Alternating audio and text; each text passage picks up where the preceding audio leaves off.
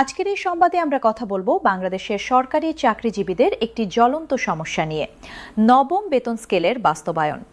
এটি শুধু একটি অর্থনৈতিক দাবি নয়, এটি হলো হাজারো সৎ কর্মচারীর জীবনযাত্রার মান উন্নয়নের একটি অধিকার। চলুন আমরা এই বিষয়টি একটি সত্যিকারের গল্পের মাধ্যমে বোঝার চেষ্টা করি, যা আপনাদের অনেকেরই জীবনের সাথে মিলে যাবে। কল্পনা করুন, ঢাকার একটি ছোট্ট ফ্ল্যাটে বাস করেন মোহাম্মদ আলী, একজন অবসরপ্রাপ্ত সরকারি শিক্ষক। বয়স হয়েছে ৭০-এর কাছাকাছি। তিনি তার পুরো কর্মজীবন কাটিয়েছেন স্কুলের শিক্ষক হিসেবে। হাজারো শিক্ষার্থীকে গড়ে তুলেছেন দেশের ভবিষ্যৎ নাগরিক হিসেবে। কিন্তু আজ তার পেনশনের টাকা মাত্র ১৫,০০০ টাকা মাসিক। বাজারে মূল্যবৃদ্ধির এই যুগে এই টাকায় তার সংসার চালানো তো দূরের কথা, তার নিজের ডায়াবেটিসের ওষুধ কেনার জন্য যথেষ্ট হয় না। প্রতি মাসে ওষুধের খরচ ৮,০০০ টাকা, আর বাকি টাকায় খাবার, বিদ্যুৎ বিল এবং ভাড়া মেটাতে হয়। তার স্ত্রীও অসুস্থ, কিন্তু চিকিৎসা করাতে পারেন না। মোহাম্মদ আলী বলেন, আমি দেশের জন্য জীবন দিয়েছি, কিন্তু দেশ আমাকে কি দিয়েছে? শুধু অভাব আর কষ্ট। এমন গল্প তো শুধু তার একার নয়, দেশের লক্ষ লক্ষ অবসরপ্রাপ্ত এবং কর্মরত সরকারি কর্মচারীর জীবনে এটি একটি সাধারণ চিত্র। মূল্যস্ফীতির কারণে জীবনযাত্রার খরচ বেড়েছে দ্বিগুণ, কিন্তু বেতন বা পেনশন বাড়েনি সেই অনুপাতে।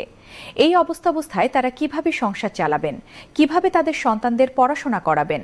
এটি শুধু ব্যক্তিগত কষ্ট নয়, এটি দেশের উন্নয়নের পথে একটি বড় বাধা। এখন প্রশ্ন হলো, কেন দেশের সৎ সরকারি কর্মচারীদের জন্য নতুন নবম বেতন স্কেলের বাস্তবায়ন এতটা জরুরি? দেখুন, আমাদের সরকারি চাকরিজীবীরা দেশের মেরুদণ্ড। তারা শিক্ষা, স্বাস্থ্য, প্রশাসন, আইন শৃঙ্খলা সব ক্ষেত্রে কাজ করেন। কিন্তু বর্তমান বেতন স্কেল, যা ২০১৫ সালে অষ্টম বেতন স্কেল হিসেবে চালু হয়েছিল, তা এখন আর যথেষ্ট নয়। মূল্যস্ফীতির হার বেড়েছে ১০% এরও বেশি, কিন্তু বেতন বৃদ্ধি হয়নি সেই মাত্রায়। ফলে অনেক সৎ কর্মচারী দুর্নীতির পথে যেতে বাধ্য হচ্ছেন, যা দেশের জন্য ক্ষতিকর। নবম বেতন স্কেল বাস্তবায়ন হলে বেতন বৃদ্ধি হবে ২০ থেকে ৩০% মধ্যে, যা তাদের জীবনযাত্রার মান উন্নত করবে। এতে কর্মচারীদের উৎসাহ বাড়বে, উৎপাদনশীলতা বাড়বে এবং দেশের অর্থনীতিতে ইতিবাচক প্রভাব পড়বে। এছাড়া এটি সামাজিক ন্যায় বিচার নিশ্চিত করবে। যেমন, একজন গ্রেড ১৬-এর কর্মচারীর বর্তমান বেতন ১২,০০০ টাকা থেকে শুরু, যা নবম স্কেলে ১৫,০০০-এ উপরে উঠবে। এটি শুধু টাকার প্রশ্ন নয়, এটি সম্মানের প্রশ্ন।